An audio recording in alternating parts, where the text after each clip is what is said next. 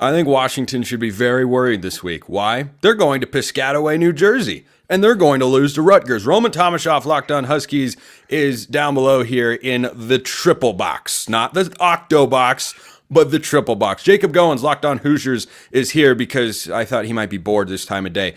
So let's start with this Washington-Rutgers game, Roman. I've got the Scarlet Knights winning. I think Greg Schiano's team is just kind of gritty. I don't think they're great, but I don't think they're bad. This is a long trip. It is a short week for Washington. Rutgers is at home. I'm going the Scarlet Knights. I mean, I don't blame you. It's also, like you can talk trash all you want with your Oregon background, but I don't feel it's a bold statement to say that when Rutgers is 2.5-point favorites per our friends over at FanDuel. So I don't know if that's necessarily a stretch, but yeah, for sure. Rutgers is a really talented team. The one thing I'm really going to be watching in this game is Jonah Coleman versus this Rutgers front seven, where they're giving up 161.5 or so yards per game on the ground right now. And Jonah Coleman said on Tuesday, "Hey, I have my best games on the road." And we double checked that. He had 168 total yards and 3 touchdowns against Wazoo. He had his breakout game at USC. He had 179 rushing yards at Colorado. So he does have some really nice games on the road. And this Rutgers team, as you said, Spencer, very well coached, really talented. It's going to be a very fun game. And as you know, I don't necessarily make predictions because when I do, they're wrong every single time, no matter what they are.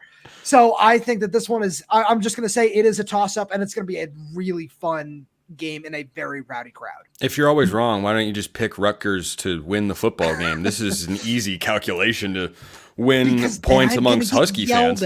I see. So you're thin-skinned. Got it. All right. Jacob Goins, Locked On Indiana Hoosiers, looking to go 5-0. I mean, look, it would be one of the early. Say that again. Indiana is looking to go 5-0 in football. And by the way, they have one of the easiest schedules, not just in the Big Ten, but in the entire country this year. They have Maryland at home this week, touchdown favorite.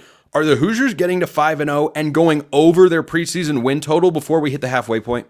Absolutely. Yes, they are, because they're not just Indiana good. They're just college football good. This is a good, solid football team. Are they a playoff team? No, let's be realistic. Probably not. Don't want to count anything out because you never know. But realistically, we're not wanting that. We're not asking for that. But coming into this game against Maryland, tickets are close to being sold out, which if you are not familiar with Indiana football, that's a big deal because fans typically are kind of hit or miss in terms of showing up for a game like this. But Maryland's a solid team too. My question is, can linebackers like Aiden Fisher and the boys get home on this Maryland run game and also get home on the quarterback for Maryland too, who can sling it around? He's completing 75% of his passes this season. So if Indiana can let the defense run, Curtis Rourke has proven already, Spencer, that he can do what he needs to do on offense. They haven't asked him to be this sexy playmaker. He just gets it done. There's enough ground game, enough passing game, and Indiana can put up 50 on anybody so far this season. So yeah, absolutely. Indiana will be 5-0 after this weekend. The schedule isn't all that bad, so watch out for the Hoosiers. Just as we all predicted, Hoosiers at 5-0.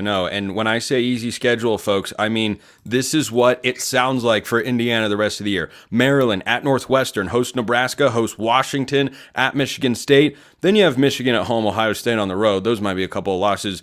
And then host Purdue. I mean, it's not unreasonable to say Indiana, you could look up at the end of the year, and they're a 9-win team. But let's pick every game in the Big Ten. We will go in circular order here, counterclockwise. We'll see if you guys can figure out which direction that means we're going. But we'll start with the Friday night game, which we've already kind of talked about. But I want a score prediction from you, Jacob, on Rutgers hosting Washington. I think the Scarlet Knights win a slugfest 21-17.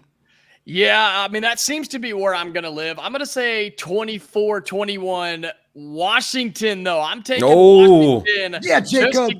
That's right. Just to give myself a little good juju from when we beat you later on in the year. So don't beat me. Okay. All right. Are you feeling good about that right now? Indiana over Washington. Game is in Bloomington last time I checked. Absolutely. Feeling great about it. Long way to go, but yes, Indiana will beat Washington later in the year. I can't wait for that particular matchup because these same collection of three people are going to be doing a show, but I'm just going to sit here and, let them fight it out in the cage. Oregon goes goes to UCLA, big 24.5-point favorite. Some other books even have 25.5. Roman, are you going to try and speak the upset into existence here? I'm not. I think the Oregon Ducks get it done 38-10. Yeah, UCLA wins by 40 plus. No, I'm just kidding. There's no scenario where that would happen. Yeah, this is not going to be close. It's going to be ugly. Oregon's going to win by a lot. It pains me to say that. Yeah, UCLA is just, they're in shambles. They let Indiana take us down. They let Indiana beat them. It's bad for them. And Oregon, this is a get-right game, a figure-it-out game. They haven't looked overly pretty so far. They're going to look just fine at UCLA, where the stands will be even emptier than they are at Indiana at times. Give me Oregon big time. I'll say 48-10. Michigan, Minnesota. This is in Ann Arbor, and Wolverines favored by less than 10 points. That makes me think Vegas knows something that I don't. Michigan isn't necessarily the explosive team that's going to blow you out, but their defense can be stifling. I've not been impressed with the Minnesota offense so far. I think Vegas is just wrong on that number. I think Michigan will find a way to cover 27. No, give me 24. 24-13 Wolverines over the Golden Gophers. I've picked against Michigan when they played Texas on Big Ten Squad. Picked them to lose against USC. So I'm 0-2 with Michigan this year. Let's try to right that ship. I agree with you, Spencer. I think I'm not impressed with this Wolverines offense at all, but I love that defense. They got too many stars, and this Minnesota team is just not very good.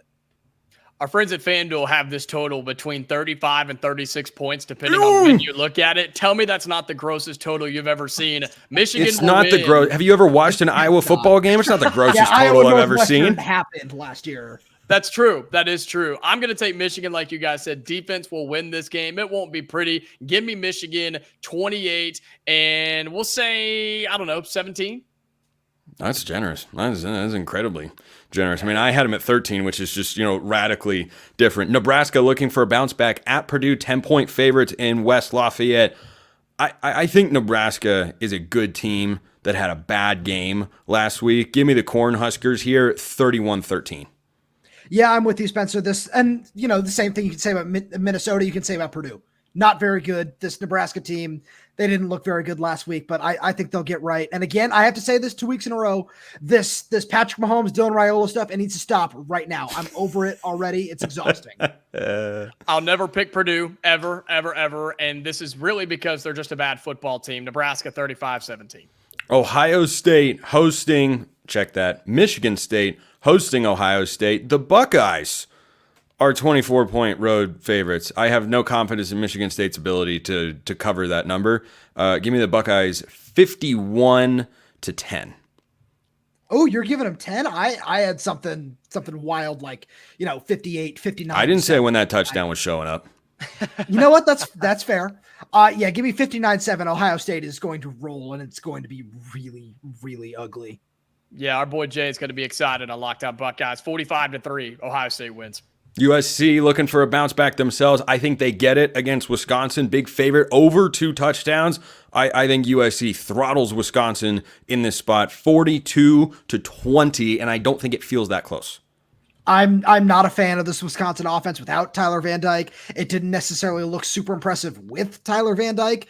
Yeah, Danton Lynn, that USC defense, they'll get right. They'll be fine. They'll win big.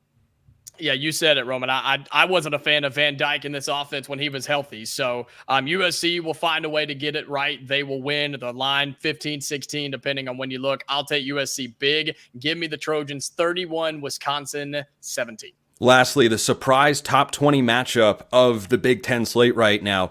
Penn State, almost a 20-point favorite against Illinois.